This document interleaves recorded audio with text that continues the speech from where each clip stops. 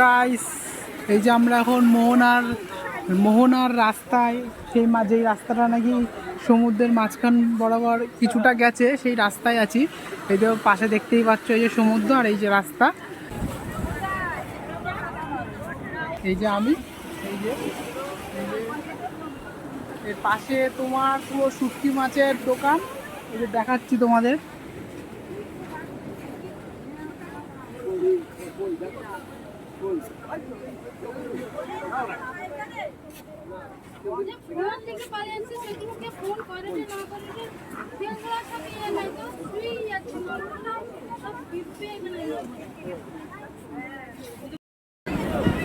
চারিপাশে এরকম শাখার দোকান, এরকম শাখা, তোমার এরকম জিনিস, এরকম সব চিরুনি, সব ভ্যারাইটিস জিনিস,